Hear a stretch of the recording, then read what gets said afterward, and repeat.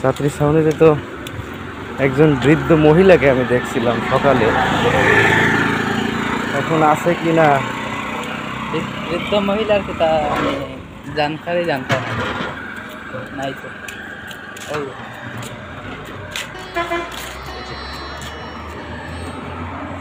কেমন আছেন আপনি? রাত্রে খাওয়া দাওয়া করছেন?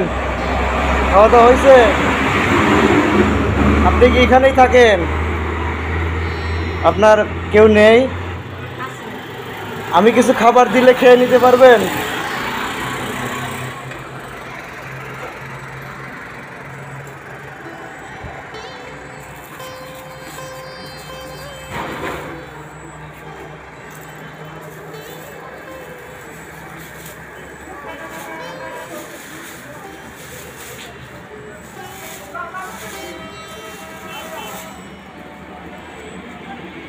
আমি সিলেট থেকে নিয়ে আসছি। এখানে মাংস আছে, ভাজি আছে, ডাউল আছে, বেগুনের চপ আছে, ভাত আছে। হ্যাঁ, খেয়ে নিন। আরেকটা 7 আপ থাকার কথা, আরেকটা 7 আপ আছে, খেয়ে নিন, ঠিক আছে? আপনার পরিবারে কেউ নেই? জি জি।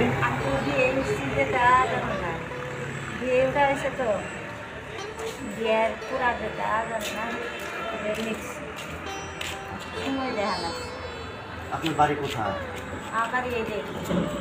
বাড়ি এই যে আপনার গ্রামের বাড়ি কোথায়?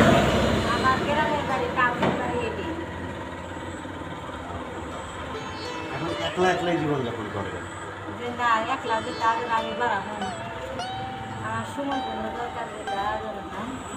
আপনি খাবার পান কোথায়?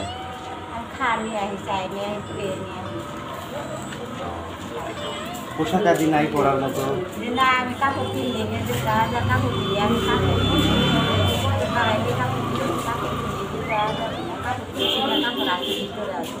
কাপড় পরেন না নাকি, মানে কি? কাম করি না পুরা খোলা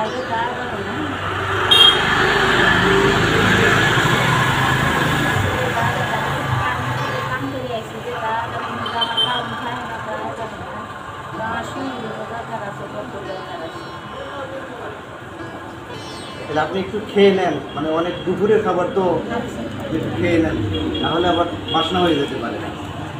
ঠিক আছে, থাকে না?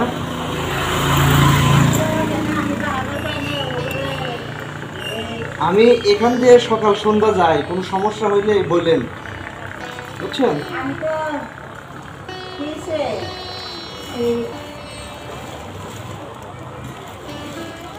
আমি এটা সময় দেখছি কি ঢাকা সিটি টাউনের হিসাবটা যে তারা জানো না, আমি ঢাকা সিটি টাউনের থেকে কাম করে আসছি। আমি বিয়ে ইস্যুতে তাদের বিয়ে থেকে আমি ঢাকা সিটি টাউনে কামে বেড়াইছি, ভিক্ষায় বেড়াইছিলাম।